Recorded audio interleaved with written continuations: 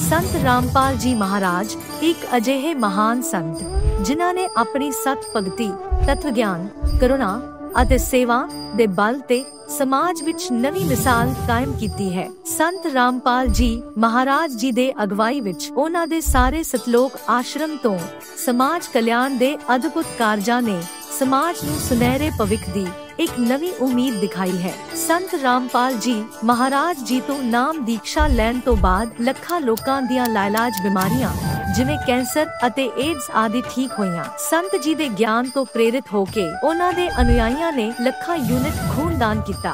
संत जी ने ਲੱਖਾਂ भैण बेटियां दे दहेज मुफ्त विआह करवाए। संत जी ने ਲੱਖਾਂ लोकां दा नशा छुड़ाया, करोड़ां उजड़े परिवार वसे।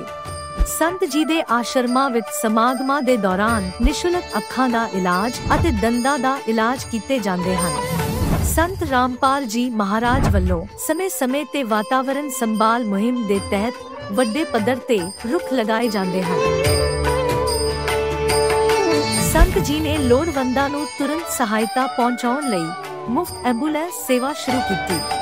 संत जी अपने अनुयायियां नूं दे दान लई प्रेरित करदे हन, जिस नाल मानवता दी सेवा ਅਤੇ सेहत सेवावां दे खेतर विच सुधार हो सके। संत रामपाल जी महाराज जी दे सारे आश्रमां विच हर रोज मुफ्त भंडारा आयोजित किया जाता है, जिथे हर धर्म, हर वर्ग ਅਤੇ हर जात दे लोग इकट्ठे बैठ के भोजन करते हैं।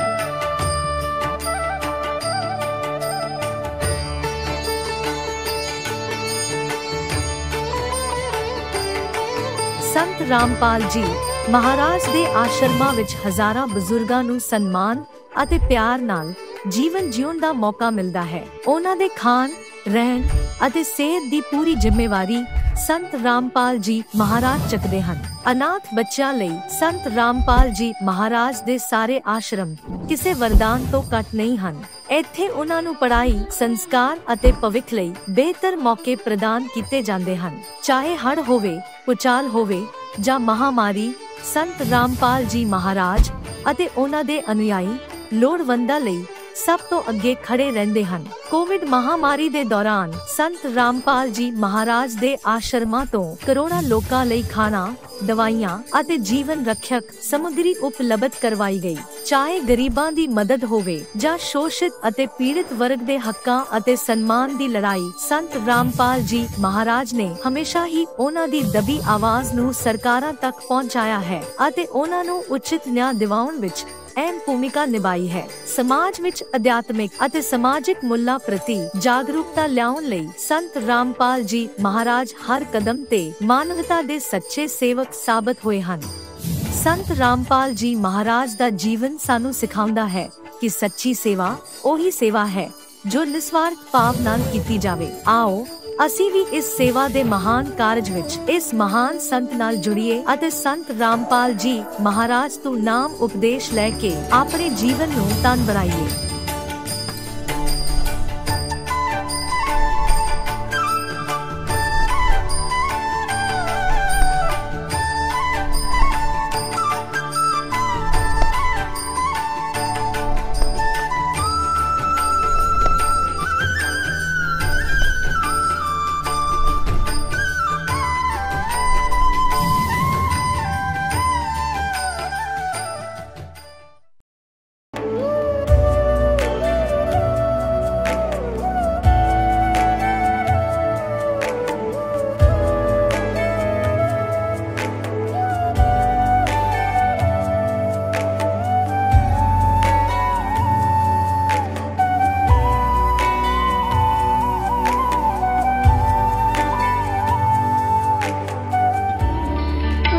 परमात्मा को पाने तथा उसका वास्तविक लाभ प्राप्त करने के लिए पवित्र बाइबल में प्रमाण है कि प्रभु ने मनुष्य को अपना ही स्वरूप बनाया।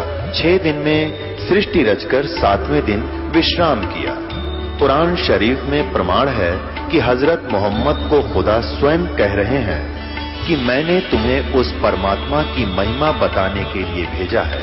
वो परमात्मा कबीर है जिसने 6 दिन में सृष्टि रची तथा 7वें दिन तख्त पर जा विराजा। उसकी खबर किसी बाखबर से पूछ कर तो देखो। कृपया अवश्य सुनिए जगत गुरु तत्वदर्शी संत रामपाल जी महाराज के अमृत वचन। नमस्कार दर्शकों, जीवन में हर इंसान कुछ न कुछ तलाशता है। कभी शांति, कभी सुख और कभी अपने अस्तित्व के गहरे अर्थ को समझने की कोशिश करता है। आत्मा और परमात्मा ये वो शब्द हैं जो सदियों से इंसानों के मन में सवाल पैदा करते आए हैं। इन्हें समझने की कोशिश में कई बार इंसान उलझ जाता है, क्योंकि धर्म और मजहब की दीवारें रास्ते में खड़ी होती हैं। पर कुछ लोग ऐसे होते हैं जो इन दीवारों को पार कर सत्य की खोज में आगे बढ़ते हैं। ऐसे ही एक व्यक्ति हैं छत्तीसगढ़ के रहने वाले हुमन दास जी। उनकी कहानी बेहद खास है। उन्होंने हर धर्म, हर मार्ग को अपनाने की कोशिश की, चाहे वह हिंदू धर्म हो, इस्लाम धर्म, सिख धर्म या ईसाई धर्म। कई गुरुओं का अनुसरण किया, कई मंत्रों का जाप किया और यहाँ तक कि कबीरपंथ से भी जुड़े।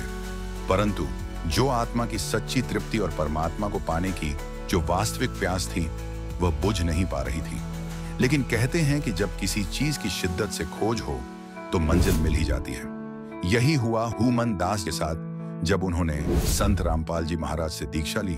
दीक्षा लेने के सिर्फ एक सप्ताह के भीतर उन्हें आत्मा और परमात्मा का गूढ़ ज्ञान समझ में आने लगा। उनके जीवन में कई अद्भुत परिवर्तन हुए। उनकी रामायणी हुई और उनकी पत्नी का रक्त स्तर जो सिर्फ 4 ग्राम रह गया था, वह चमत्कारिक रूप से सामान्य हो गया। बचपन से चले आ रहे उनके सिर दर्द से भी उन्हें मुक्ति मिली। आज हुमन दास जी पूरी तरह स्वस्थ हैं और संत रामपाल जी महाराज के मार्गदर्शन में परमात्मा की भक्ति में लीन हैं।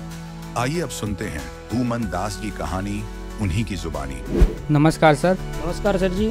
सर क्या नाम है आपका? मेरा नाम हुमन दास महंत है सर जी। हुमन दास जी आप कहाँ से हैं? मैं ग्राम खोडरी, जिला कोरबा, छत्तीसगढ़ का रहने वाला हूँ सर। हुमन दास जी, संत रामपाल जी महाराज जी से नाम उपदेश आपने कब लिया? संत रामपाल जी महाराज जी से नाम दीक्षा 11/11/2015 में लिया सर जी। सर, संत रामपाल जी महाराज जी से नाम उपदेश लेने से पहले आप क्या भक्ति साधना करते थे? मैं सर्वप्रथम तो गायत्री परिवार का सदस्य रहा। मतलब नाम उपदेश नहीं हुआ था उस समय। मैं गायत्री परिवार में यज्ञ करता था, डेली सुबह यज्ञ करता था, भक्ति करता था, ओम और गायत्री मंत्र का हजारों लाखों बार जाप करता था डेली। और उसके बाद कुछ दिन वहाँ से मैं फिर इस्लाम धर्म में गया था। इस्लाम धर्म में 1 साल रहा हूँ मैं तकरीबन। इंसान अली बाबा जी को मानते थे वो, मतलब मज़हब वगैरह का पूजा करवाते हैं वो लोग। उसके बाद सिख धर्म में भी था मैं। सिख धर्म में भी कुछ दिन मैं गया हूँ कोरबा में, जो उनका दरगाह वगैरह बना है वहाँ भी भक्ति वगैरह करते थे, मनन कीर्तन उनके अनुसार से। ईसाई धर्म में रहा हूँ सर जी मैं बहुत दिन से। ईसाई धर्म में क्या है, प्रार्थना कराया जाता था और यीशु को मानने के लिए और परमेश्वर के नाम से डेली दीपक जलाना पड़ता था घर में। उसका भी भक्ति साधना किया मैं बहुत दिन तक। उसके बाद फिर मैं जो है असंग साहब से नाम दीक्षा था, जो टेलीविज़न में जिनका सत्संग आता है, कबीरपंथी के का एक पंथ है, वो भी 12 पंथ हैं जिसमें से एक पंथ उनका भी है। उनसे भी नाम दीक्षित था। उनका भी भक्ति साधना सुमरन पूजा करता था मैं।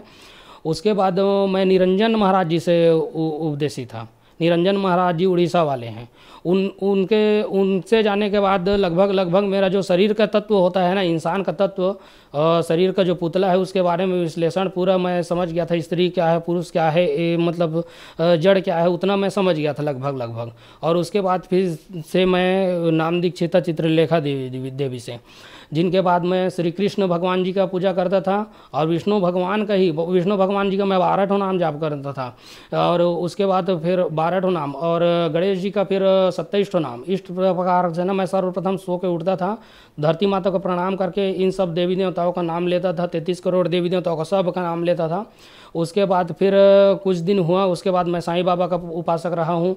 साईं बाबा का उपासक मैं बहुत दिन से रहा हूँ सर। उसके बाद मैं धीरे धीरे से हुआ तो एक और कबीरपंथी है जो ये मतलब जांजगीर में है, जिनका नाम कबड्डी दास है। कबड्डी दास भी एक मतलब गुरु के रूप में है। वो उनके से भी नाम दीक्षा था मैं, निज नाम प्राप्त था मैं उस समय।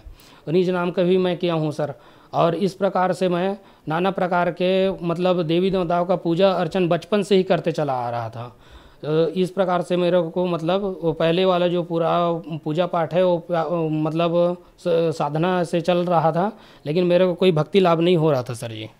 सर, जैसा कि आपने बताया कि आप बहुत सारी भक्ति साधनाएं करते थे, आप बहुत से धर्मों में गए, आपने अनेकों गुरु बनाए। सर, इसका क्या कारण रहा? आपने इतनी सारी भक्ति साधनाएं क्यों बदलनी? आखिर आप क्या चाहते थे?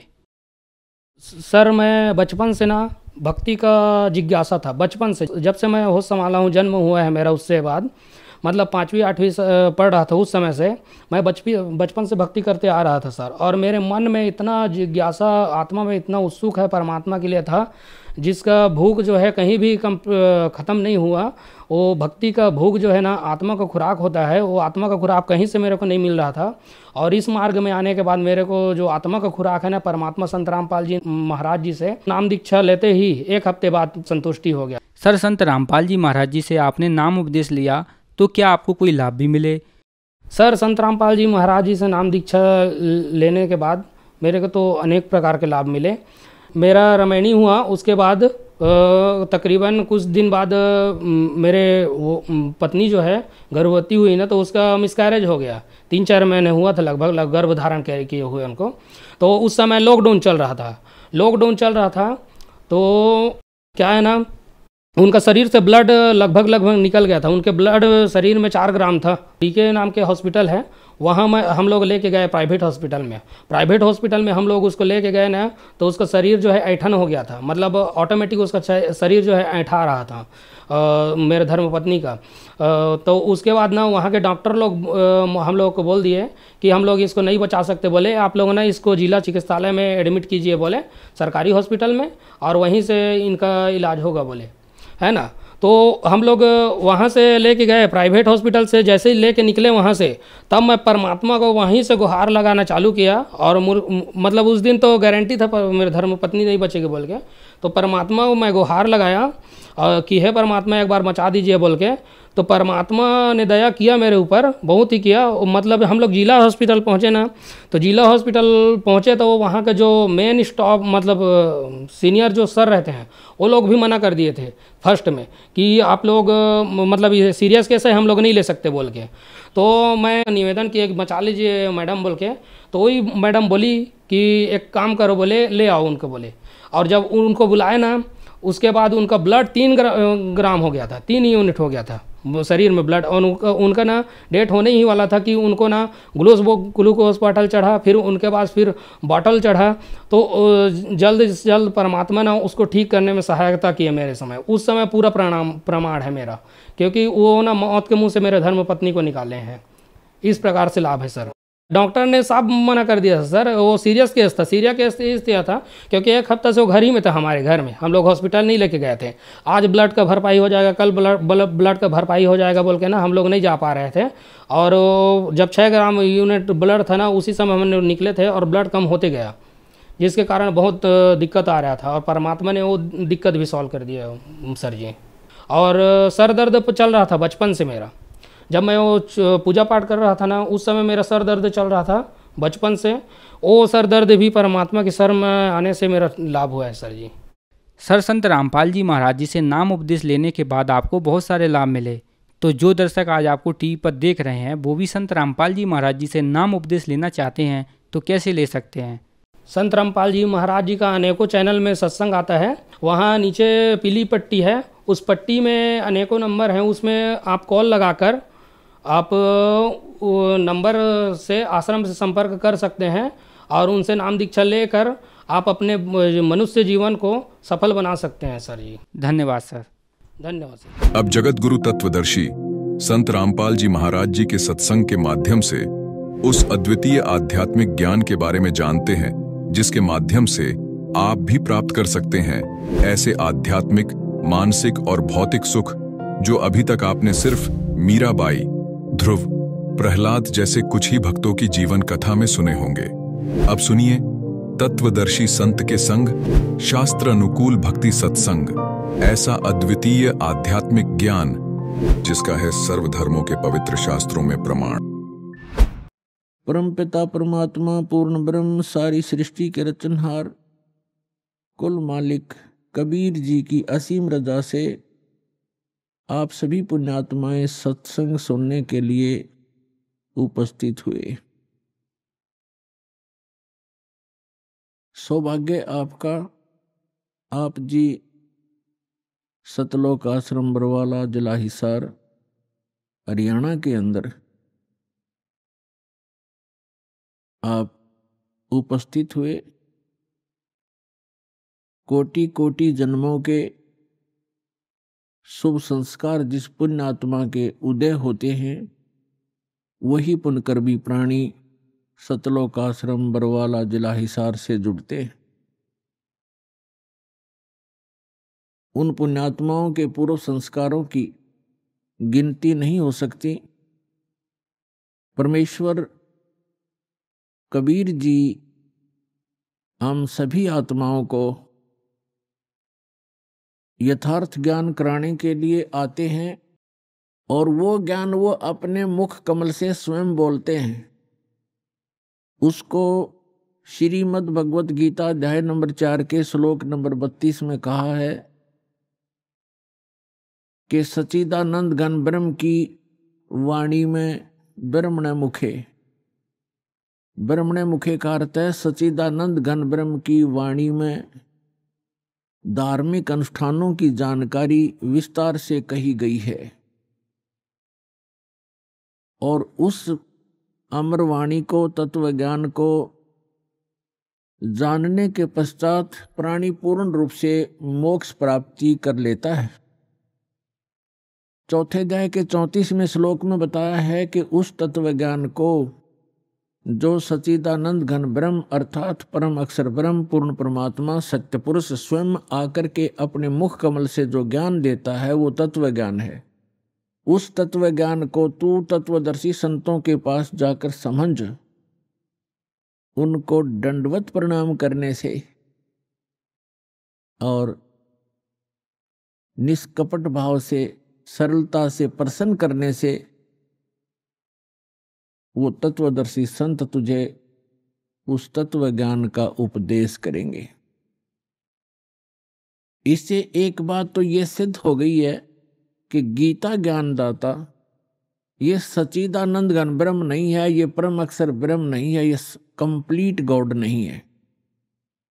और दूसरी बात ये सिद्ध हो गई है कि गीता जी का ज्ञान इनकम्प्लीट है, ये कंप्लीट नहीं है। क्योंकि गीता ज्ञानदाता स्वयं कहता है कि कोई तत्व ज्ञान है और वो गीता से हटकर है। यदि गीता के अंदर ही वो ज्ञान होता तो वो लिख बोल देता कि गीता अध्याय नंबर फलाने में आप उस ज्ञान को पढ़ो, वो तत्व ज्ञान है। उसने स्पष्ट किया गीता ज्ञानदाता ने कि कोई और ज्ञान है जो गीता का ज्ञान मैं दे रहा हूं उसे हटकर है, और वो कंप्लीट ज्ञान है, कंप्लीट स्पिरिचुअल नॉलेज है। और तीसरा कंसेप्ट ये क्लियर हो गया कि गीता ज्ञानदाता भी उस तत्व ज्ञान से परिचित नहीं है। इसलिए उसने तत्वदर्शी संतों के पास जाकर तत्व ज्ञान को समझने के लिए अर्जुन को कहा है। तो वो तत्वदर्शी संत पुण्यात्माओं, ये दास है रामपाल दास, वो तत्वदर्शी संत है जिस ज्ञान का श्री ब्रह्मा, श्री विष्णु, श्री शिव जी को ज्ञान नहीं, देवी को ज्ञान नहीं, गीता ज्ञानदाता इस सर्व पुरुष ब्रह्म को ज्ञान नहीं। वो ज्ञान परमेश्वर ने अपनी अमृत वाणी में, कबीर वाणी में लिखा हुआ है, और कबीर पंथी भी उस ज्ञान को समझ नहीं सके। सच्चिदानंद घन ब्रह्म की वाणी सूक्ष्म वेद कहलाता है। वो सूक्ष्म वेद को जो कबीर पंथी कहलाते हैं वो भी नहीं समझ सके, क्योंकि वेदों का समझना ये जनसाधारण की सतर की बात नहीं है। गुरु बिन काहू न पाया ज्ञान, जो थोथा बुस छड़े मूड किसान। गुरु बिन वेद पढ़े जो प्राणी, समझे न सार रह अज्ञानी।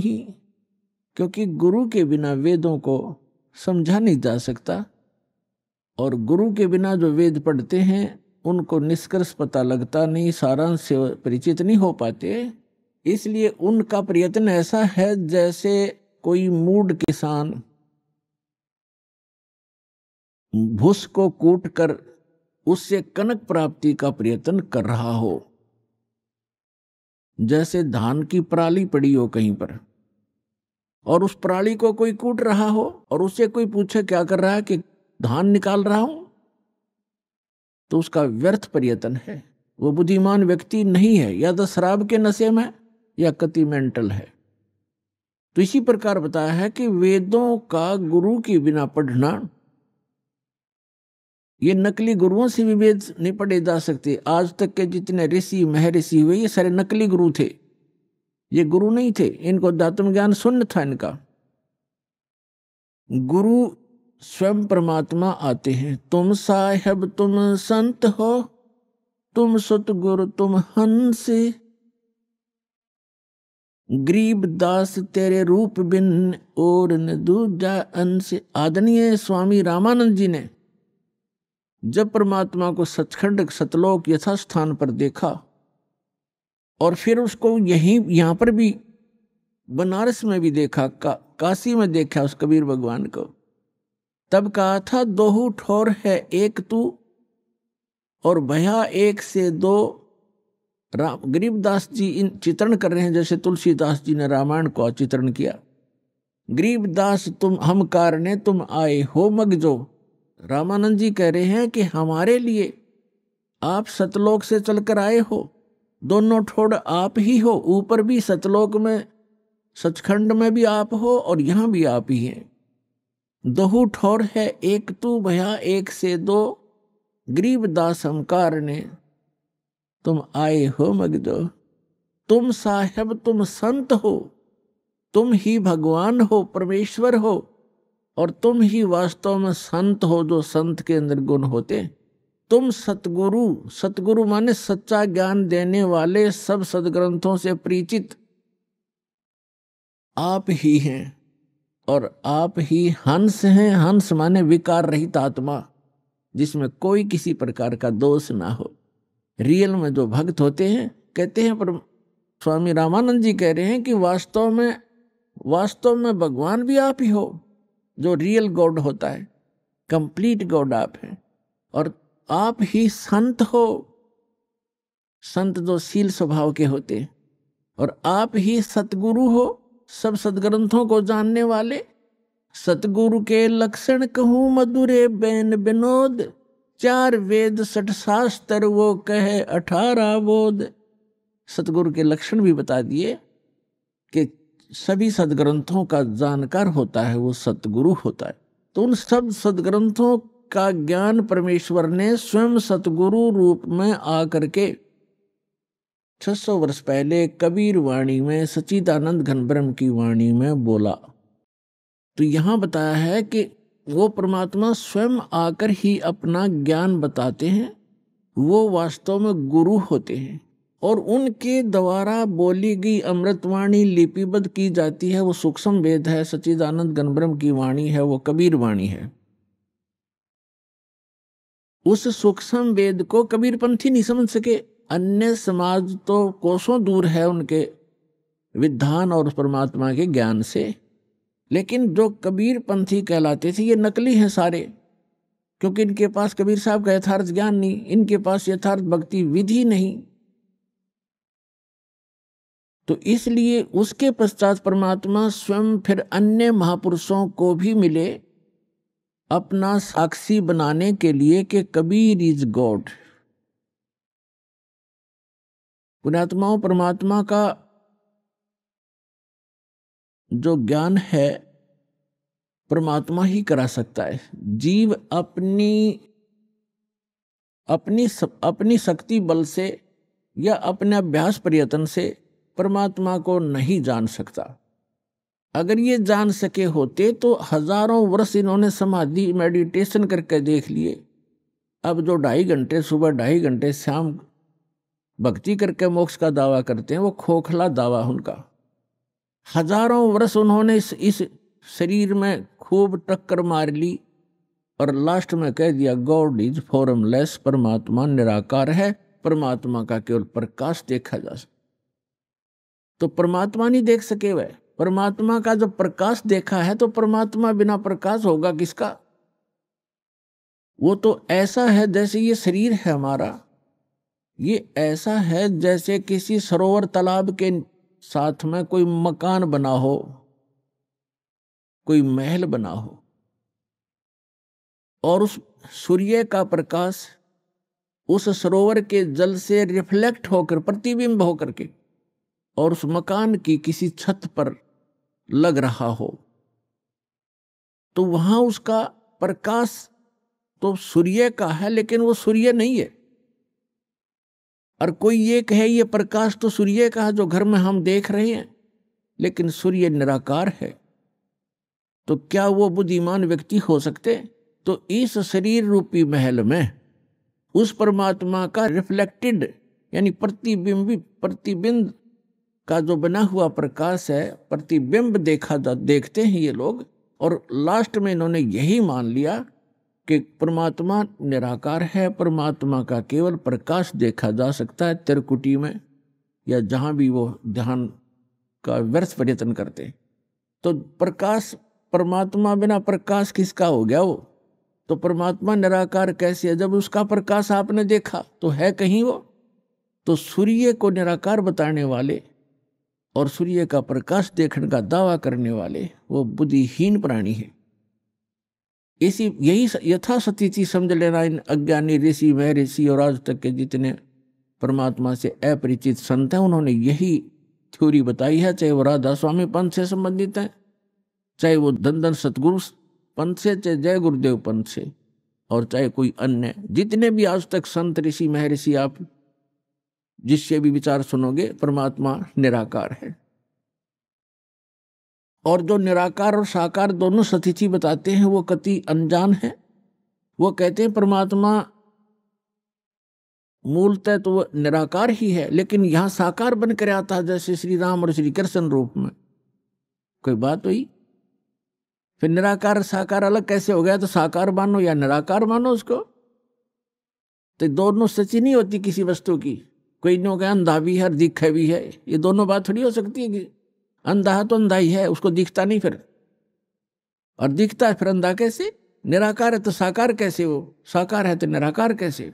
तो जिन महापुरुषों को परमात्मा स्वयं मिले अपने प्रयत्न से, पुण्यात्माओं, आज तक किसी ने भगवान को पाया नहीं। राज्य भी त्याग दिया, परिवार भी त्याग दिया, जंगल में वन में जाकर के गुफाओं में भी रह लिए, धूने लगाकर प्रयत्न किए, चारों तरफ आग बाल कर,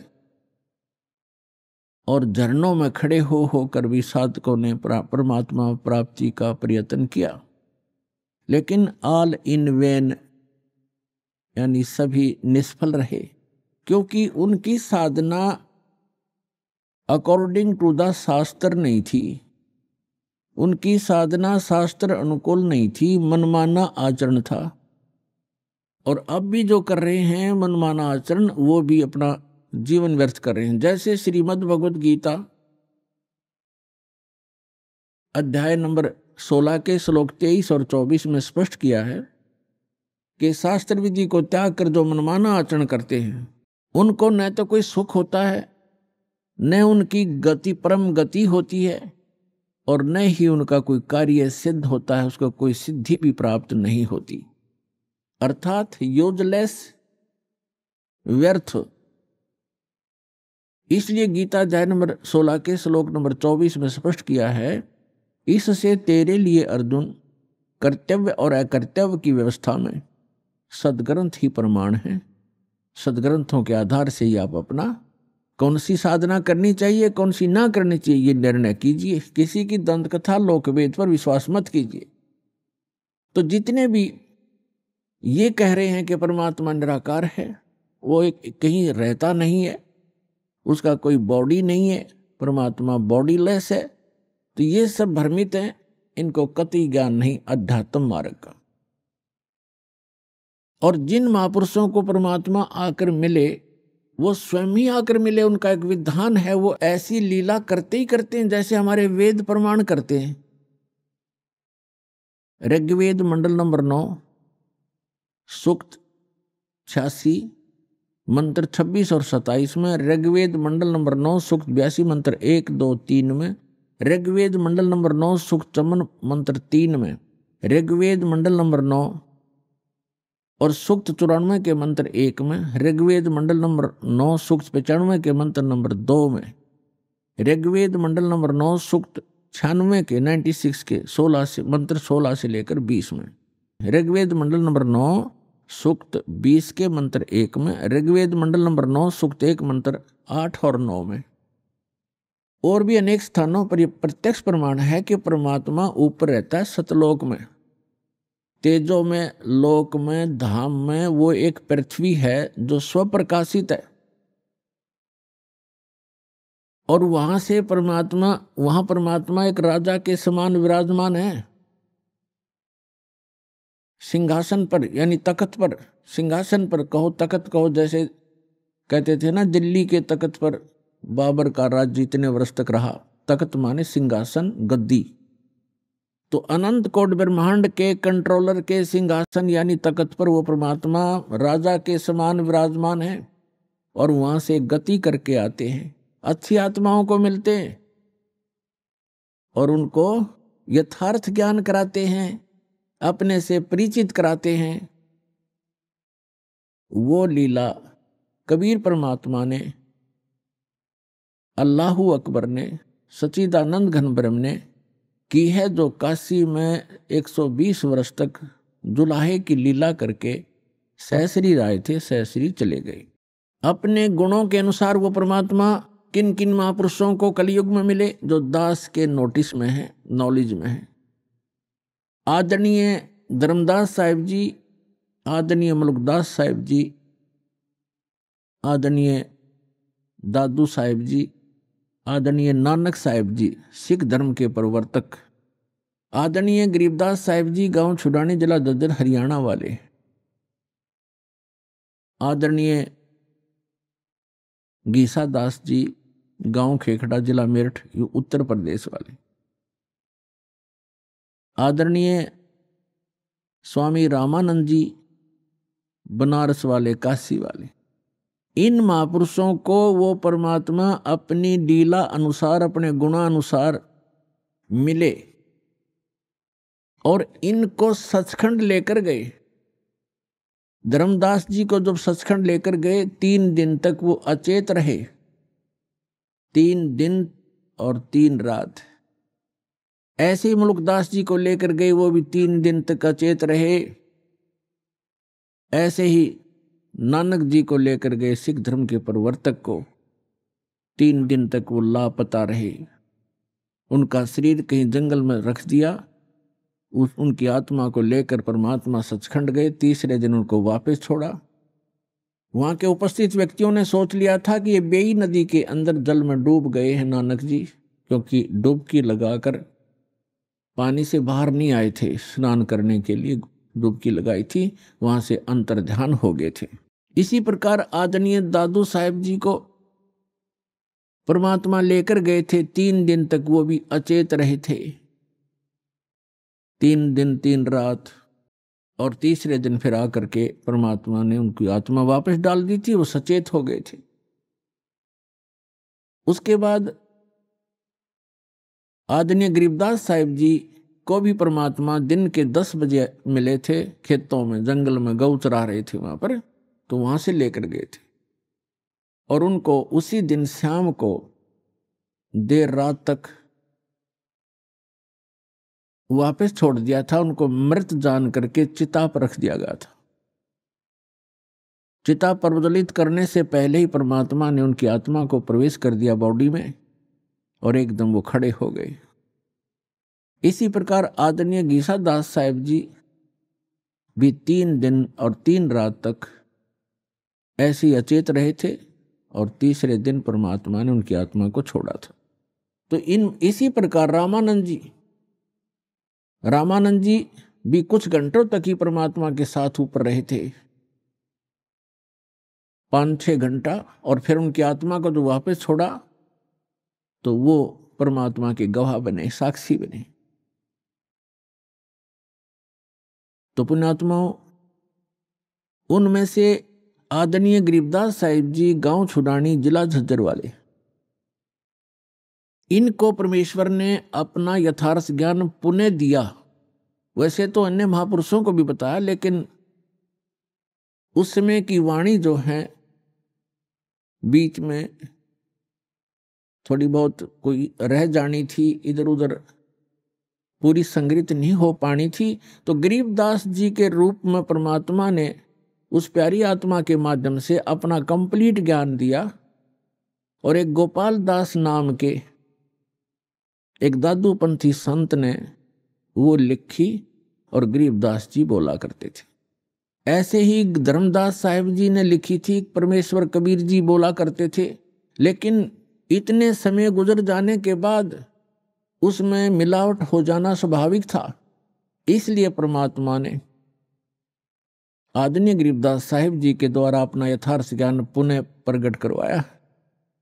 और इसका प्रमाण उन्होंने पहले ही बोला था कि 12वां पंथ गरीबदास पंथ होगा, और गरीबदास पंथ गरीबदास जी के माध्यम से मेरी वाणी पुनः प्रकट होगी, प्रकाश होगा। तो गरीबदास जी ने बताया है, हम सुल्तानी नानक तारे दादू को उपदेश दिया, जात जुलाहा भेद न पाया, यो काशी महे कबीर हुआ।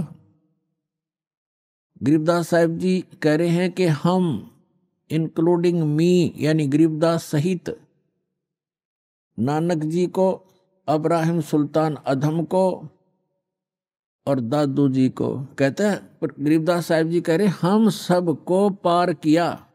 किसने? परमात्मा कबीर जी ने। और कौन है वो कबीर जी? जो धानक रूप में, जो लाहे रूप में काशी में 120 वर्ष तक रहे थे। वो परम अक्षर ब्रह्म, वो सत्य पुरुष, वो अकाल मूर्त हैं, वो शब्द स्वरूपी राम है। हम सुल्तानी नानक तारे दादू को उपदेश दिया, जात जुलाहा भेद न पाया, वो काशी महे कबीर हुआ।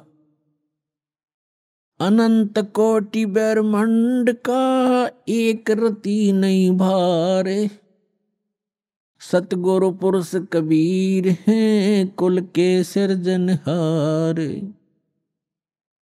आदरणीय नानक साहिब जी ने कहा, जो गुरु ग्रंथ साहिब के पृष्ठ नंबर 24 पर अंकित है वाणी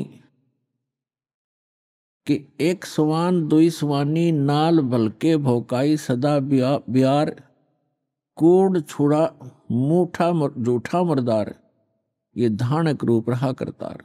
फाई तेरा एक नाम तारे संसार में, एहो आस एहे आधार। और धानक रूप रहा करतार। फाई सूरत मलुक की वेश, ए ठगवाड़ा ठगी देश, खरा सियाणा भोता भारी, धानक रूप रहा करतार। आदरणीय नानक साहिब जी को फिर परमेश्वर ने उनको बेई नदी के किनारे वापस छोड़ दिया सशरीर। तो उसके बाद उन्होंने, परमात्मा ने सचखंड में कहा था कि मैं काशी में रहता हूँ, जुलाहे का काम, दानक का काम करता हूँ, और सतनाम दूंगा, वहाँ आ जाना, सतनाम से मोक्ष होगा बच्चा, और कोई तरीका नहीं। तो नानक साहिब जी एक सुल्तानपुर शहर में एक नवाब के यहाँ मोदी खाने में नौकरी करते थे। वो नौकरी त्याग दी, सच्ची सरकार की नौकरी के लिए चल पड़े। बनारस में पहुंचे, जब देखा जो सचखंड में देखी थी जो सूरत, और वो देखा वहां एक जुलाहे के रूप में कपड़ा बुनते हुए, तब कहा था फाई सूरत मुल्क की वेश, ए ठगवाड़ा ठगी देश, खरा सियाणा बहुता बार, ये धानक रूप रहा करता रहा। कहा था ये बोली आत्माओं, देखो ये लोगों आओ, ये अपने आप को छुपाए बैठा है, ये ठग है, ये ठगवाड़ा है। प्यार में रो रो कर कह रहे थे, ये बैठा धानक रूप रहा करता और धानक रूप रहा करता। इसी प्रकार दादू साहिब जी ने कहा है कि जिन मुख को निज नाम दिया, सोए सतगुर हमार, दादू दूसरा कोई नहीं, ये कबीर सिरजनहार। और मुल्कदास जी ने कहा था, जपोरे मने साहेब नाम कबीर, जपोरे मन परमेश्वर नाम कबीर। और फिर कहा है कि दास मलोक सलूक कहत है, खोजो खसम कबीर, जपोरे मन परमेश्वर नाम कबीर। काफी लंबा प्रकरण है, लेकिन हम थोड़ा थोड़ा आपको प्रमाण दे रहे हैं। और आदरणीय धर्मदास जी ने कहा है, आज मोहे दर्शन दियो जी कबीर, आज मोहे दर्शन दियो जी कबीर, सतलोक से चल कर आए, सतलोक से चल कर आए, काटन काल की जंजीर, आज मोहे दर्शन दियो जी कबीर, आज मोहे दियो जी कबीर। तो ऐसे इन महापुरुषों ने परमात्मा के गुणगान किए। और गरीबदास साहिब जी कहते हैं, अनंत कोट ब्रह्मांड का एक रति नहीं भार, और सतगुरु पुरुष कबीर हैं ये कुल के सृजनहार। गरीबदास साहिब जी ने अपनी अमृतवाणी में परमात्मा की महिमा और हमें जो भगवान ने यहाँ क्रिया करने के संकेत दिए हैं, आदेश दिए हैं, वो वर्णन किया है, सुनाते हैं। क्या बताते हैं? कस्तूरी नाम कबीर है, ये बिन छेड़े मैं कंत, आद अंत की कहते हूँ, पटतर कोई न संत। ना गरीबदास जी कह रहे हैं कि कस्तूरी नाम कबीर है, बिन छेड़े महकंत, और आद अंत की कहते हूँ, पटतर कोई न संत।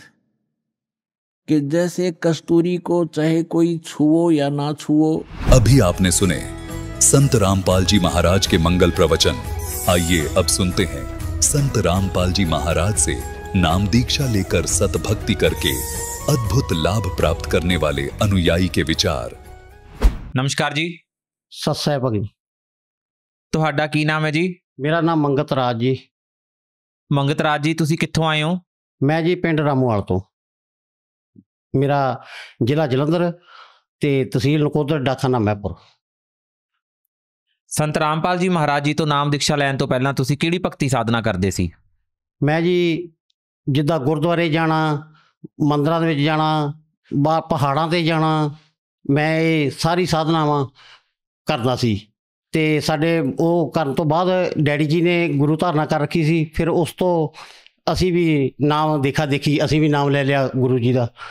ਤੇ ਫਿਰ ਸਾਨੂੰ ਉਹ ਤੋਂ ਭਗਤੀ ਕਰਦਿਆਂ ਕਰਦਿਆਂ। ਕਿਹੜੇ ਗੁਰੂ ਤੋਂ ਨਾਮ ਲਿਆ ਸੀ? ਸਾਡੇ ਡੈਡੀ ਜੀ ਦੇ ਗੁਰੂ ਸ੍ਰੀ ਰਵਿਦਾਸ ਮਹਾਰਾਜ ਜੀ ਨੂੰ ਮੰਨਦੇ ਸੀ, ਤੇ ਉਹਦੇ ਤੋਂ ਹੀ ਅਸੀਂ ਲੈ ਲਿਆ ਸੀ ਨਾਮ। ਤੇ ਫਿਰ ਉਹ ਨਾਮ ਦੇ ਨਾਲ ਸਾਨੂੰ ਕੋਈ ਏਡਾ ਲਾਭ ਨਹੀਂ ਹੋਇਆ, ਕੋਈ ਨਹੀਂ ਹੋਇਆ। ਫਿਰ ਵੀ ਸਾਨੂੰ ਜਾਣੀ ਕਿ ਪੰਡਤਾਂ ਕੋਲ, ਕਦੀ ਕਿਸੇ ਬਾਬੇ ਕੋਲ, ਕਦੇ ਕਿਸੇ ਜਗ੍ਹਾ ਦੇ ਕੋਲ ਜਾਣਾ ਪੈਂਦਾ ਸੀ। ਤੇ ਫਿਰ ਭਗਤ ਜੀ ਕਰਦਿਆਂ ਸਾਧਨਾ ਮੈਂ ਆਪਣੇ ਬਾਹਰਲੇ ਦੇਸ਼ ਚਲੇ ਗਿਆ, ਮਲੇਸ਼ੀਆ ਚਲੇ ਗਿਆ। ਜਦੋਂ ਮਲੇਸ਼ੀਆ ਚਲੇ ਗਿਆ ਤੇ ਮੈਨੂੰ ਹਜੇ 1 ਸਾਲ ਹੀ ਗਏ ਨੂੰ ਹੋਇਆ ਸੀ ਉੱਥੇ। ਜਦੋਂ 1 ਸਾਲ ਮੈਨੂੰ ਗਏ ਨੂੰ ਹੋਇਆ ਤੇ ਮੇਰੇ ਘਰ ਦੇ ਪਿੱਛੇ ਭਗਵਤ ਬਿਮਾਰ ਹੋ ਗਏ, ਤੇ ਉਹ ਹੌਲੀ ਜ਼ਿਆਦਾ ਬਿਮਾਰ ਹੁੰਦੇ ਗਏ। ਤੇ ਮੈਂ ਬਾਹਰੋਂ ਪੈਸਾ ਭੇਜਦਾ ਰਿਹਾ ਕਮਾ ਕੇ, ਤੇ ਉਹਨਾਂ 'ਤੇ ਲੱਗਦਾ ਰਿਹਾ। ਤੇ ਫਿਰ ਕਰਦਿਆਂ ਬਾਹਰ ਇਹਨਾਂ ਦੀ ਹਾਲਤ ਜ਼ਿਆਦਾ ਖਰਾਬ ਹੋਣ ਲੱਗ ਪਈ। ਫਿਰ ਕੋਈ ਵੀ ਸਾਨੂੰ ਲਾਭ ਨਹੀਂ। ਇਹਨਾਂ ਨੇ ਮੇਰੇ ਭਗਵਤ ਘਰਦਿਆਂ ਨੇ ਵੀ ਬੜੀ ਸੇਵਾ ਕਰਨੀ, ਗੁਰਦੁਆਰੇ ਜਾਣਾ, ਉਹਨਾਂ ਨੇ ਜਾ ਕੇ ਉੱਥੇ ਸੇਵਾ ਕਰਨੀ, 4 ਵਜੇ ਉੱਠ ਜਾਣਾ, ਗਲੀਆਂ ਸਾਫ਼ ਕਰੀ ਜਾਣੀਆਂ, ਉਹਨਾਂ ਨੂੰ ਵੀ ਕੋਈ ਫਿਰ ਵੀ ਲਾਭ ਨਾ ਹੋਣਾ।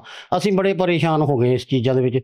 ਫਿਰ ਮੈਨੂੰ ਆਪ ਨੂੰ ਵੀ ਪਤਾ ਨਹੀਂ ਮੇਰੇ ਕਿਹੜੇ ਜਨਮਾਂ ਦੇ ਪੁੰਨ ਸੀਗੇ ਜਾਂ ਕੀ ਚੀਜ਼ ਸੀਗੀ ਵੀ ਮੈਨੂੰ ਉਦੋਂ ਤਾਂ ਚਲੋ ਕੋਈ ਗਿਆਨ ਨਹੀਂ ਸੀ। ਇਹ ਤਾਂ ਮੈਨੂੰ ਗਿਆਨ ਪਰਮਾਤਮਾ ਦੀ ਸ਼ਰਨ ਜਾਣ ਕੇ, ਸੰਤ ਰਾਮਪਾਲ ਮਹਾਰਾਜ ਜੀ ਦੀ ਸ਼ਰਨ ਜਾਣ ਕੇ ਗਿਆਨ ਦਾ ਪਤਾ ਲੱਗਿਆ।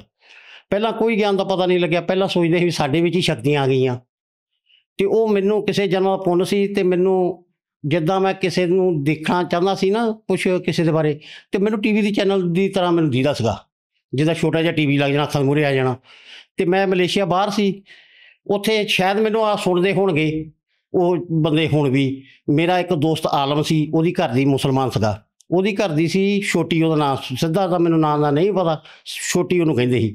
ਉਹਨੂੰ ਕੋਈ ਪ੍ਰੇਤਵਾਦਾ ਹੋ ਜਾਂਦੀ ਸੀ ਅਤੇ ਉਹਨਾਂ ਨੇ ਮੈਨੂੰ ਕਹਿਣਾ ਵੀ ਮੈਂ ਉਹਨਾਂ ਨੂੰ ਕਹਿਣਾ ਵੀ ਮੈਂ ਤਾਂ ਝੱਟ ਕੰਮ ਕਰ ਦੂੰ, ਅਤੇ ਮੈਂ ਜਦੋਂ ਉਹਦਾ ਹੱਥ ਹੌਲਾ ਕਰਨਾ ਅਤੇ ਉਹ ਠੀਕ ਹੋ ਜਾਂਦੀ ਸੀ। ਅਤੇ ਉਹ ਇੱਦਾਂ ਦੇ ਮੈਂ ਬਹੁਤ ਜਾਣ ਕੇ ਕਰਦਾ ਸੀ। ਮੇਰੀ ਵੱਡੀ ਭੈਣ ਸੀ ਇੱਥੇ ਮੇਰੇ ਨਾਲ, ਜਦੋਂ ਉਹਨੇ ਵੀ ਕਹਿਣਾ ਭਾ ਤੂੰ ਕਿੱਦਾਂ ਦੇਖ ਲੈਂਦਾ ਵੀਰੇ, ਵੀ ਸਾਨੂੰ ਤਾਂ ਕੋਈ ਦੀਦਾ ਨਹੀਂ। ਅਤੇ ਉਹ ਮੇਰੀਆਂ ਚੀਜ਼ਾਂ ਮੇਰਾ ਪੁੰਨ ਹੀ ਖਤਮ ਹੁੰਦੇ ਪਏ ਸੀ। ਅਤੇ ਹੌਲੀ ਹੌਲੀ ਮੈਂ ਵੀ ਬਿਮਾਰ ਹੋਣ ਲੱਗ ਪਿਆ। ਉਹਨਾਂ ਨੂੰ ਮੈਂ ਠੀਕ ਕਰ ਦੇਣਾ, ਆਪ ਮੈਂ ਬਿਮਾਰ ਹੋਣ ਲੱਗ ਪਿਆ। ਹੌਲੀ ਹੌਲੀ ਮੇਰੀ ਬਹੁਤ ਜ਼ਿਆਦਾ ਹਾਲਾਤ ਖਰਾਬ ਹੋ ਗਈ, ਮੇਰੇ ਘਰਦਿਆਂ ਦੀ ਉਦੋਂ ਜ਼ਿਆਦਾ। ਅਤੇ ਆਖਰ ਮੈਂ ਆਪਣੇ ਘਰ ਨੂੰ ਪਰਤਿਆਂ ਇਲਾਜ ਕਰਾਉਣ ਆਪਣਾ। ਜਦੋਂ ਮੈਂ ਇਲਾਜ ਕਰਾਉਣ ਪਰਤਿਆਂ ਘਰੋਂ ਅਤੇ ਆਇਆ ਅਤੇ ਮੈਂ ਆਪਣਾ ਇਲਾਜ ਕਰਾਇਆ, ਫਿਰ ਮੈਂ ਵਾਪਸ ਚੱਲਿਆ ਅਤੇ ਮੇਰੇ ਠੀਕ ਨਹੀਂ ਹੋਇਆ। ਅਤੇ ਮੇਰੇ ਇੱਕ ਅਨਪਦੇਸ਼ੀ ਮੁੰਡਾ ਸੀ ਮੇਰੇ ਪਿੰਡ ਦਾ ਹੀ ਬੂਟਾ, ਉਹਨੇ ਨਾਮ ਹਜੇ ਤੱਕ ਨਹੀਂ ਲਿਆ ਪਰਮਾਤਮਾ ਦਾ। ਉਹਨਾਂ ਨੇ ਮੈਨੂੰ ਕਿਹਾ ਵੀ ਤੁਸੀਂ ਇੰਨੇ ਬਿਮਾਰ ਰਹਿੰਦੇ ਆ, ਵੀ ਤੁਸੀਂ ਕਿਉਂ ਨਹੀਂ ਕਬੀਰ ਮਹਾਰਾਜ ਜੀ ਦਾ ਨਾਮ ਲੈ ਲੈਂਦੇ, ਕਬੀਰ ਪੰਥੀ ਆ, ਵੀ ਤੂੰ ਨਾਮ ਲੈ ਲਓ। ਮੈਂ ਕਿਹਾ ਵੀ ਉਹ ਕਿੱਥੇ ਆ? ਕਹਿੰਦਾ ਵੀ ਇੱਦਾਂ ਇੱਦਾਂ ਕਰਕੇ ਲੁਧਿਆਣੇ ਆ ਉਹਨਾਂ ਦਾ ਆਸ਼ਰਮ। ਮੈਂ ਕਿਹਾ ਵੀ ਕਿੱਦਾਂ ਮਿਲ ਹੋਊ? ਫਿਰ ਉਹਨਾਂ ਨੇ ਮੈਨੂੰ ਦੱਸਿਆ ਵੀ ਇਸ ਬੰਦਿਆਂ ਨੂੰ ਮਿਲੋ ਤੁਸੀਂ ਅਤੇ ਵੀ ਇਹਨਾਂ ਕੋਲ ਜਾਓ।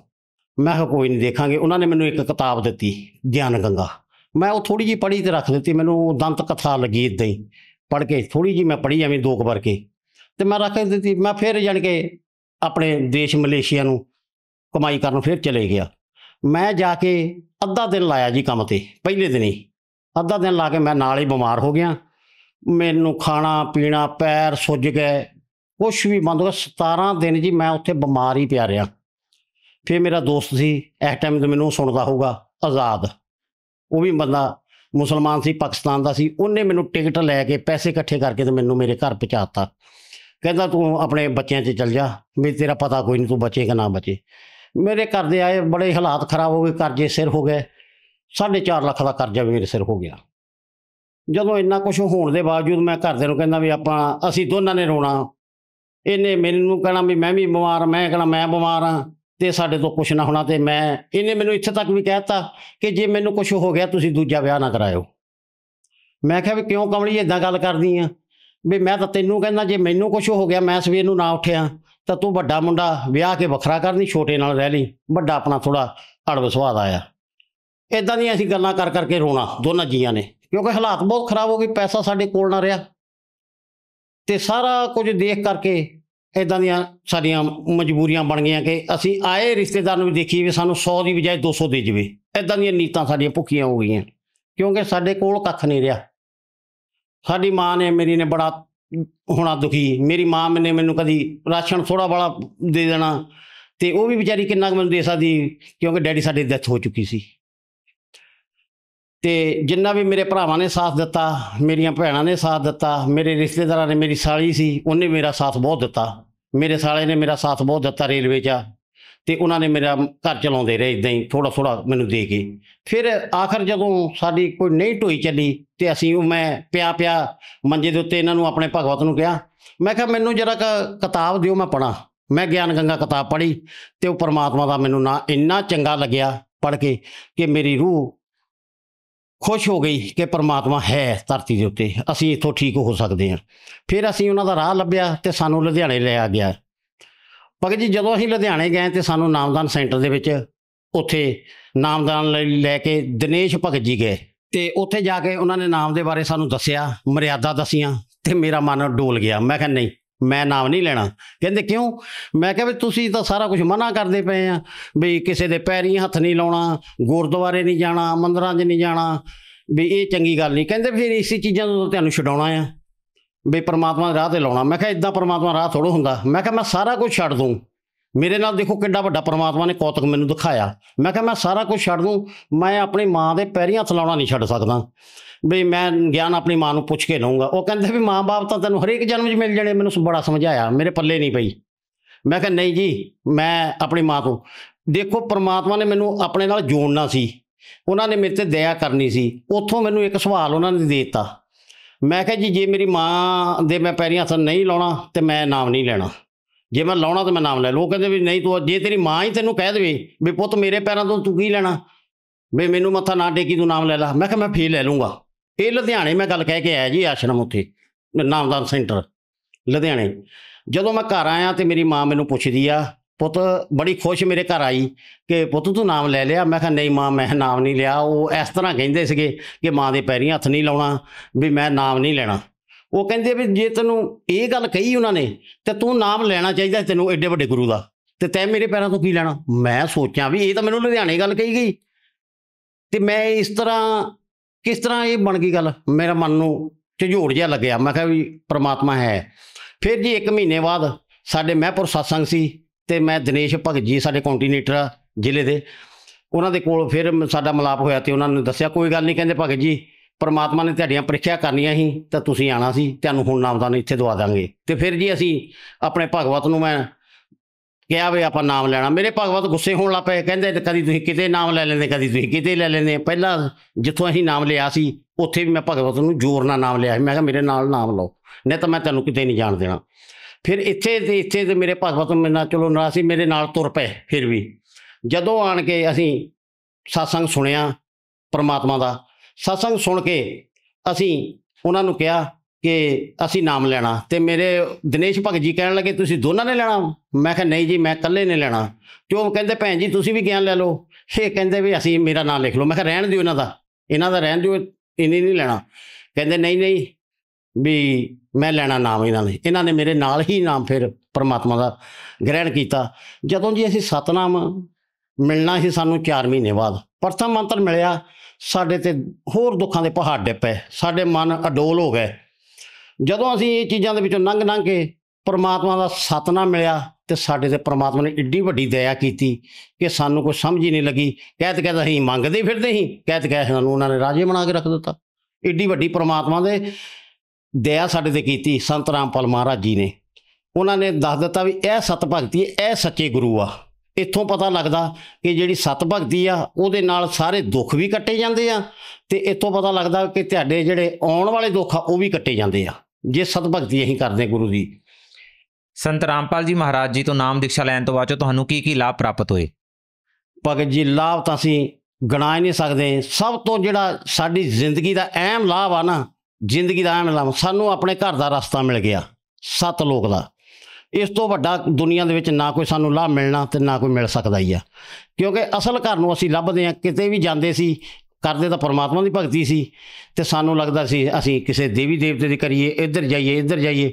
ਪਰ ਜਦੋਂ ਅਸੀਂ ਰਾਮਪਾਲ ਮਹਾਰਾਜ ਦੀ ਸ਼ਰਨ ਦੇ ਵਿੱਚ ਆ ਗਏ ਤੇ ਸਾਨੂੰ ਸਾਰੀਆਂ ਹੀ ਚੀਜ਼ਾਂ, ਸਾਰੇ ਲਾਭ ਮਿਲ ਗਏ ਆ। ਔਰ ਇੱਦਾਂ ਦੇ ਲਾਭ ਮਿਲ ਗਏ ਆ ਕਿ ਜਿਹੜੇ ਸਾਨੂੰ ਸੋਚਣ ਦੇ ਵੀ ਸਾਡੇ ਬਾਹਰ ਆ ਜੀ। ਅਣਗਿਣਤ ਲਾਭ ਆ, ਗਣਾਉਂਦਿਆਂ ਥੱਕ ਜਾਵਾਂਗੇ। ਮੇਰੇ ਪਹਿਲਾ ਭਗਵਤ ਹੈ ਜੀ, ਇਹ ਮੇਰੇ ਭਗਵਤ ਹੈ ਜੀ। ਇਹਨਾਂ ਦੀ ਇੰਨੀ ਹਾਲਾਤ ਖਰਾਬ ਸੀ ਕਿ ਕੋਈ ਕਹਿ ਨਹੀਂ ਸਕਦੇ। ਇਹਨਾਂ ਦੀ 600 ਸ਼ੂਗਰ ਹੋ ਜਾਂਦੀ ਹੈ ਜੀ। ਇਹਨਾਂ ਦੀ 600 ਸ਼ੂਗਰ। 2 ਅਟੈਕ ਹੋ ਗਏ ਇਹਨਾਂ ਨੂੰ, ਪੈਰਾਲਾਈਜ਼ ਦਾ ਅਟੈਕ ਹੋ ਗਿਆ, ਪਿੱਛੇ ਰੀੜ੍ਹ ਦੀ ਹੱਡੀ ਮਣਕਿਆਂ ਦਾ ਅਟੈਕ ਹੋ ਗਿਆ ਸੀ। ਪਰਮਾਤਮਾ ਨੇ ਇਹਨਾਂ 'ਤੇ ਏਡੀ ਵੱਡੀ ਦਇਆ ਕੀਤੀ ਕਿ ਅਸੀਂ ਕੁਛ ਵੀ ਨਹੀਂ, ਉਹ ਜੋ ਭਗਤੀ ਉਹਨਾਂ ਨੇ ਸਾਨੂੰ ਦਿੱਤੀ ਅਸੀਂ ਉਹੀ ਭਗਤੀ ਕੀਤੀ, ਤੇ ਉਹਦੇ ਨਾਲ ਇਹਦੀਆਂ ਜਿੰਨੀਆਂ ਪਹਿਲਾਂ ਮੈਂ ਬਿਮਾਰੀਆਂ ਗਣਾਈਆਂ ਆਪ ਦੀਆਂ ਤੇ ਇਹਦੀਆਂ, ਉਹ ਸਾਡੀਆਂ ਰਾਮਪਾਲ ਮਹਾਰਾਜ ਜੀ ਦੀ ਭਗਤੀ ਕਰਨ ਨਾਲ ਹੀ ਸਮਾਪਤ ਹੋਈਆਂ। ਜਿੰਨੀਆਂ ਵੀ ਸਾਡੀਆਂ ਬਿਮਾਰੀਆਂ ਸੀ, ਹੁਣ ਵੀ ਇਹਨਾਂ ਦੀ ਸ਼ੂਗਰ ਵੱਧ ਜਾਵੇ ਤੇ ਅਸੀਂ ਮਹਾਰਾਜ ਜੀ ਦਾ ਪ੍ਰਸ਼ਾਦ ਲਈਦਾ ਆ ਤੇ ਜਲ ਲਈਦਾ ਆ, ਤੇ ਪਰਮਾਤਮਾ ਨੋਰਮਲ ਕਰ ਦਿੰਦਾ ਸਾਨੂੰ। ਹੁਣ ਵੀ ਇਹ ਮਿੰਟ ਦੇ ਵਿੱਚ ਜ਼ਿਆਦਾ ਹੋ ਜਾਣਾ ਤੇ ਪਰਮਾਤਮਾ ਦੀ ਭਗਤੀ ਕਰਦੇ ਆ ਤੇ ਸਾਡੇ ਤੋਂ ਦਇਆ ਕਰਦੇ ਆ ਜੀ। ਇਸ ਤੋਂ ਇਲਾਵਾ ਤੁਹਾਨੂੰ ਹੋਰ ਕੀ ਲਾਭ ਹੋਏ? ਹੋਰ ਲਾਭ ਜੀ ਦੇਖੋ ਜੀ, ਸਾਨੂੰ ਤਾਂ ਮੌਤ ਦੇ ਮੂੰਹ 'ਚੋਂ ਵੀ ਉਹ ਬਚਾ ਲਿਆ ਆ। ਇੱਕ ਦਿਨ ਅਸੀਂ ਰਾਤ ਨੂੰ ਸੁੱਤੇ ਪਏ ਸੀ ਤੇ ਮੇਰੇ ਛੋਟੇ ਬੇਟੇ ਨੇ ਪਰਮਾਤਮਾ ਦਾ ਗਿਆਨ ਲਿਆ ਆ। ਤੇ ਲਾਭ ਦੇਖੋ ਜੀ, ਪਰਮਾਤਮਾ ਸਾਡੇ ਸਰਾਣੇ ਵਾਲ ਦੇ ਬੰਨੇ ਸਾਡੇ ਤੇ ਹੱਥ ਕਰਕੇ ਖੜੇ ਸੀ। ਮੇਰਾ ਬੇਟਾ ਉੱਠਿਆ, ਕਹਿੰਦਾ ਇਹ ਕੌਣ ਆਪਣੇ ਘਰ ਦੇ ਵਿੱਚ ਆਇਆ?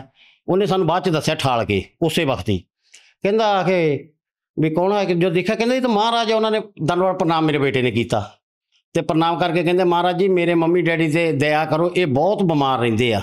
ਉਹ ਕਹਿੰਦੇ ਬੱਚਾ ਜੀ ਪਰਮਾਤਮਾ ਹਰ ਵਕਤ ਇਹਨਾਂ 'ਤੇ ਦਇਆ ਕਰਨਗੇ, ਵੀ ਤੂੰ ਘਬਰਾ ਨਾ। ਇੱਕ ਥੋੜ੍ਹੀ ਜਿਹੀ ਔਲੀ, ਉਹਨਾਂ ਨੇ ਔਲੀ ਕਿਹਾ ਵੀ ਇਹਨਾਂ 'ਤੇ ਆਣੀ ਆ। ਉਹ ਜੀ ਅਸੀਂ ਦੂਸਰੇ ਦਿਨ ਹੀ ਮੋਟਰਸਾਈਕਲ 'ਤੇ ਜਾਂਦੇ ਪਏ ਸੀ, ਮੈਂ, ਮੇਰਾ ਵੱਡਾ ਬੇਟਾ ਤੇ ਮੇਰੇ ਭਗਵਤ ਨੂਰਮਹਿਲ। ਉਹ ਬੱਚੇ ਦੇ ਦਾੜ੍ਹ ਦੇ ਵਿੱਚ ਦਰਦ ਪੈਂਦਾ ਸੀ ਤੇ ਅਸੀਂ ਦਵਾਈ ਉਹਦੇ ਦਾੜ੍ਹ ਦੇ ਵਿੱਚ ਪਾਉਣ ਗਏ ਸੀ ਕੰਨ 'ਚ। ਉਹ ਜਾਂਦਿਆਂ ਸਾਡਾ ਜੀ ਐਕਸੀਡੈਂਟ ਹੋ ਗਿਆ। ਮੇਰੇ ਹਜੇ ਵੀ ਆਹ ਬਾਂਹ ਦੇ ਉੱਤੇ ਸਾਰੀ ਆਹ ਬਾਂਹ ਛਿੱਲੀ ਗਈ, ਆਹ ਸਾਰਾ ਗਿੱਟਾ ਮੇਰਾ हो गया फ्रैक्चर, तो असीं बहुत बुरी तरह डिगे, तो पर परमात्मा ने एडी दया की, असीं उठ गए। देखो जी इन्नियां सट्टां लगन के बावजूद भी उन्होंने साडे च इन्नी परमात्मा ने हिम्मत भरी, तो मैं मोटरसाइकिल आप ही चला के नूर महल गया, नूर महलों वापस अपने घर महतपुर आन के ट्रीटमेंट अपना कराया जी, टीके लवाए तो पट्टियां कराइयां। तो सानू शायद मौत ही सी, ਜਿਹੜੇ परमात्मा ने सानू वो इन्ने के ही सानू ठीक कर दिता, सार दिता। इदू वड्डे लाभ असीं गिणा ही नहीं सकते सानू परमात्मा ने ਜਿਹੜੇ ਦਿੱਤੇ है जी। ਜਿਵੇਂ ਕਿ ਤੁਸੀਂ ਦੱਸਿਆ ਸੀਗਾ ਵੀ ਤੁਹਾਡੇ ਤੇ 4.5 ਲੱਖ ਦਾ ਕਰਜ਼ਾ ਚੜ ਗਿਆ ਸੀਗਾ, ਤੇ ਅਸੀਂ ਬਹੁਤ ਸਾਰੇ ਸੰਤ ਰਾਮਪਾਲ ਜੀ ਮਹਾਰਾਜ ਜੀ ਦੇ ਭਗਤਾਂ ਦੇ ਇੰਟਰਵਿਊ ਸੁਣਦੇ ਹਾਂ, ਤੇ ਉਹ ਦੱਸਦੇ ਨੇ ਵੀ ਸੰਤ ਰਾਮਪਾਲ ਜੀ ਮਹਾਰਾਜ ਜੀ ਤੋਂ ਨਾਮ ਦੀਕਸ਼ਾ ਲੈਣ ਤੋਂ ਬਾਅਦ ਚੋਂ ਉਹ ਕਰਜ਼ਾ ਮੁਕਤ ਹੋ ਗਏ। ਕੀ ਸੰਤ ਰਾਮਪਾਲ ਜੀ ਮਹਾਰਾਜ ਜੀ ਤੋਂ ਨਾਮ ਉਪਦੇਸ਼ ਲੈਣ ਤੋਂ ਬਾਅਦ ਚੋਂ ਤੁਸੀਂ ਵੀ ਕਰਜ਼ਾ ਮੁਕਤ ਹੋ ਗਏ? भगत जी करजा मुक्त देखो, जदों असीं मैं तैनूं पहलां भी दस्सिया भी जदों सानूं प्रथम मंत्र मिलिया ना, उस वक्त साडी हालात बहुत ज़्यादा परमात्मा ने प्रीख्या लई साडी कि ये बच्चे किस तरह नाम तो भजदे जां नहीं भजदे, पर असीं नाम तो भजण दे जरूर काबिल हो गए सी, क्योंकि साडी हालात ही इदां दी हो गई सी भी बहुत ज़्यादा हालात माड़ी सी। साडे कोल मेरे कोल एक रेहड़ी सी, वो भी वेच दित्ती, फिर मेरे कोल एक मोटरसाइकिल सी, मैं वो वेचना लाता, तो मैं अपने मोटरसाइकिल की सर्विस मैपुर कराउण गया सी। उधर मैनूं 7 नाम मिले, 7 ही दिन होए सी जी, तो मैं वो मोटरसाइकिल सर्विस कराई, मोटरसाइकिल की उत्थे गल कीती, तो वो वेचना लाता। बंदा मेरे घर एक मोटरसाइकिल लैण आया, तो वो जदों लैण आया तो उहदे नाल एक होर बंदा गुप्ता सी इत्थे महतपुर दे विच, उहदा समोसियां दा आइसक्रीम दा काम सी, तो उहने आण के मैनूं पुछया भी भगत जी की जाण के भी तुसीं ठीक नहीं रहिंदे भी पे आ? मैं कहा हाँ जी मैं ठीक नहीं रहिंदा। तो मोटरसाइकिल कहंदे तूं बेचदा? मैं कहा हाँ जी मोटरसाइकिल इदां इदां करके बेचना। तो वो जी मेरे को 13,500 का मोटरसाइकिल बेच दिता मैं उन्होंने। तो उन्होंने नाले पुछया भी की काम करदे? मैं कहा मैं वेला रहिंदा, मैं काम लभदा पिया भी मैनूं काम नहीं मिलदा, परमात्मा देणगे किते, मैं तां कहंदा भी किते काम। उन्हें भगत जी मैनूं इक्को गल कही, कहंदा भी तूं इदां कर, जे बीमार रहिंदा मेरा तूं यार आ भी मैं तैनूं बहुत देर बाद मिलिया। वो मैनूं कोई 10-12 साल बाद मिलिया सी, मेरा दोस्त सीगा, मैं बाहर रहिंदा सी। ते वो जदों मैनूं काम ते लै गया जी, परमात्मा ने इहो जी दया कीती, पहले दिन तो मैनूं नोटां दे मींह वराउणे शुरू कर दित्ते। मैं करजा मुक्त तां इस तरह होया, मैनूं पता ही नहीं लग्या मेरे तो करजा किस तरह लै गया। इन्ना करजा 4.5 लाख का करजा सी मेरा, ते जिहड़ा मैं देना सी, मेरा घर भी चंगा हो गया। मैं जी रोज़ काम ते जाना, ते मैं कदी 500, कदी 700, कदी 1200, 1800 तक जी मैं दिहाड़ी लिया उत्थों रुपइयां दी कमा के। 3-3, 4-4 आर्डर मैं आइसक्रीम दे ला के आने, रात नूं भी मैं आर्डर ला के आना। कह मैं भुखा मरदा पिया सी, ते परमात्मा ने एडी दया मेरी प्रीख्या लैके कीती कि सानू कोई होश ही नहीं रही भी असीं कित्थों इन्ना रुपया सानू परमात्मा देई जांदा। सारे करजे भी लै गए, रिश्तेदारां दा भी जिहड़ा देना सी वो भी दित्ता, आपदे बच्चों भी सैट किया। इस टाइम मेरा एक बच्चा साउथ अफ्रीका चला गया, तो एक बेटा मेरा एडिडास दे विच कंपनी दे विच लग गया। परमात्मा ने उन्हां ते दया कीती। ये उन्हां दी परमात्मा संत रामपाल महाराज दी दया नाल ही सारा कुछ साडे ते इस तरह ही करजा मुक्त होए जी, उन्हां दी सत भगती देण दे नाल। भगत समाज नूं की संदेश देना चाहुंदे हो? मैं जी संदेश तां की दे सकदा जी, मैं बेनती कर सकदा आ कि पूर्ण संत आए आ, ये जिहड़े संसारी सुख आ ਇਹਦੇ ਨਾਲ नहीं जिंदगी पूरी हुंदी। जिंदगी पूरी हुंदी आ पूर्ण गुरु दे लड़ लग के। संसारी दे विच मांस खाना, शराब पीनी ये सुख नहीं जी। वो गुरु जी कहंदे आ, सानू बार बार समझाउंदे आ, तिल पर मच्छी खाए के कोट दे गौदान, कांची में करवट ले मरे तो भी नरकन दान। देखो जी असी तां रुग पर मच्छियां खादियां ते साडी कित्थों वो मुक्ति होगी। असी महाराज दी शरण दे विच आ गए हैं, संत रामपाल महाराज जी दे। ते इसे तरह मेरा सारिਆਂ ਨੂੰ यही कहना आ कि पूरे गुरु दे लड़ लगो। संत रामपाल महाराज जी आए आ धरती दे भगवान परमात्मा, पूरे परमात्मा आए आ, उस तो नाम दीक्षा लो, अपना जीवन सफला करो जी। बहुत बहुत धन्यवाद जी। सत साहिब जी।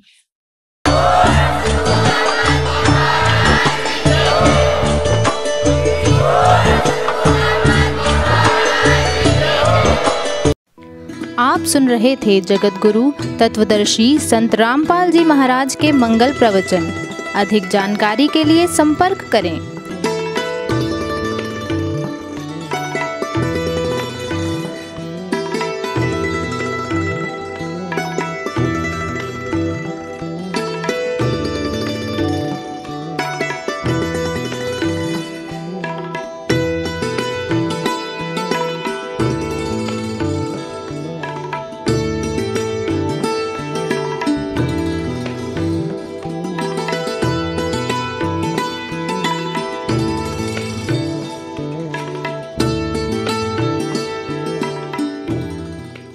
जगत गुरु तत्वदर्शी संत रामपाल जी महाराज जी के पावन सानिध्य में भक्ति की अलख जगाने तथा श्रद्धालुओं को सत्य भक्ति मार्ग का रास्ता दिखाने हेतु कनाडा के लोकप्रिय channel the TV NRI channel पर जगत गुरु तत्वदर्शी संत रामपाल जी महाराज जी के मंगल प्रवचनों का प्रसारण प्रतिदिन सुबह 7:30 बजे से 8:30 बजे तक तथा रात्रि 7:30 बजे से 8:30 बजे तक किया जा रहा है। इस सत्य भक्ति मार्ग को अपनाने के लिए अधिक से अधिक सत्संग प्रसारण देखें। इस सत्संग प्रवचन का सीधा प्रसारण संत रामपाल जी महाराज लाइव सत्संग YouTube चैनल और जगत गुरु संत रामपाल जी महाराज Facebook पेज पर भी देख सकते हैं।